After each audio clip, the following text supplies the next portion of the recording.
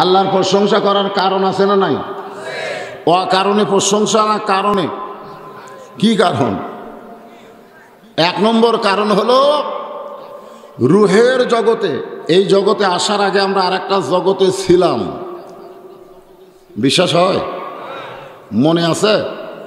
মনে নাই, কিন্তু বিশ্বাস করতে হবে এই জগতে আসার আগে আরেকটা জগতে আমরা ছিলাম। সেই জগতের নাম হলো রুহের জগৎ।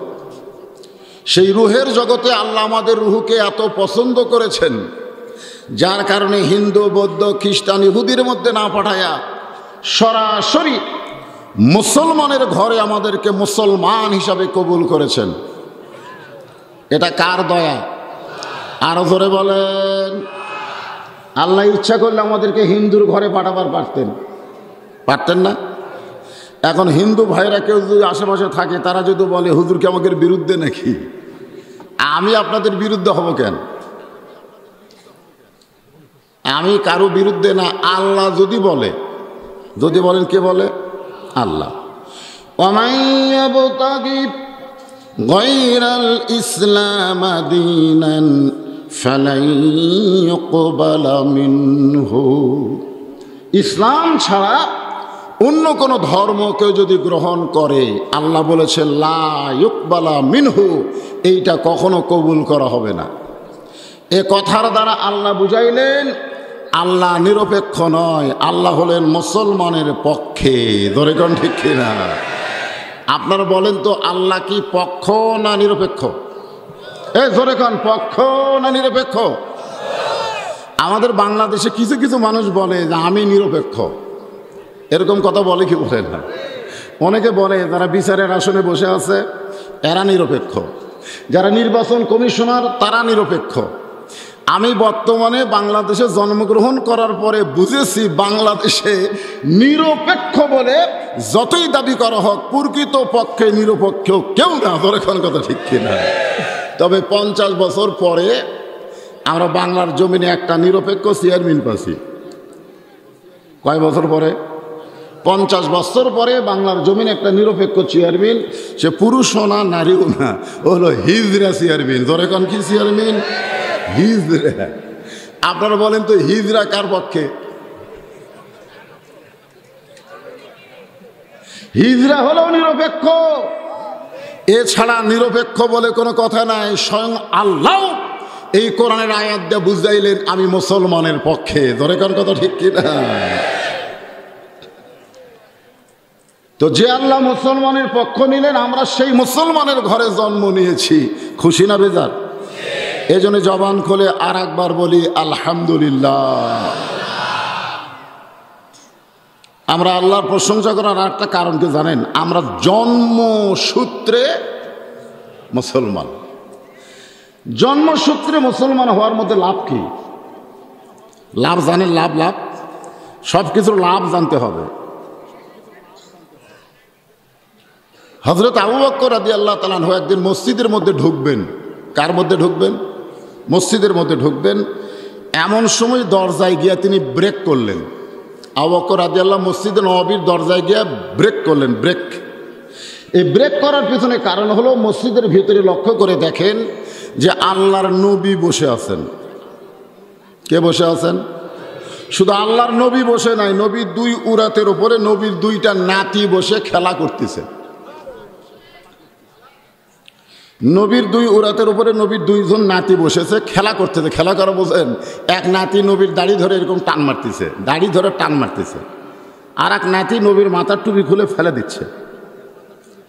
আবু বকর রাদিয়াল্লাহু তাকায় দেখেন নবী বিরক্ত না হয়ে বরং 2 জন নাতিকে বুকের মধ্যে নিয়ে আদর করতেছে।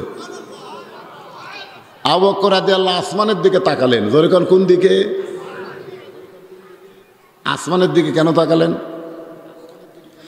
আমি যখন এখানে ওয়াজ করতে আসলাম, জীবনে তো আসিনি, আমার বউ কিন্তু আমাকে বলেছে চারিদিকে তাকায়া ওয়াজ করবেন, চারিদিকে তাকাবেন। আমি বললাম চারিদিকে কি দেখবো? বলে দেখবেন পুলিশের গাড়ি, র্যাবের গাড়ি, বর্তমান সরকারের কোনো ক্যাডার আশেপাশে যদি থাকে তেলতেলা আওয়াজ করবেন। আমি বললাম তেলতেলা কেন করব? বলে পুলিশ যেন আপনাকে না ধরে।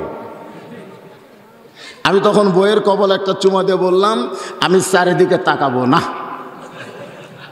তো আমার বউ বলতেছে, কোন দিকে তাকাবেন? আমি বললাম, আসমানের আল্লাহর দিকে তাকায় আমি ওয়াজ করব।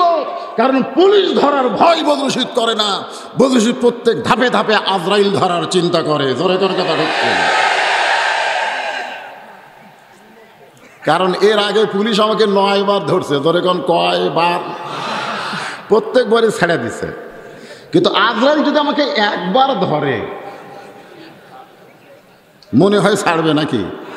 তাহলে যারা ধরে ছাড়ে তাদের ধরার চিন্তা মুসলমান করে না, যে ধরলে আর ছাড়বে না এই চিন্তায় মুসলমানকে চলতে হবে। জোরে কোন কথা ঠিক কিনা?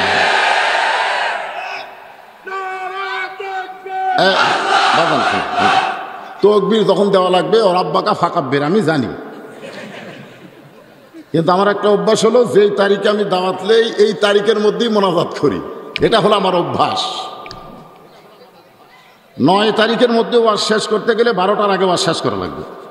আমি এখানে এসে মাগরিবের পরে হাজির হয়েছি।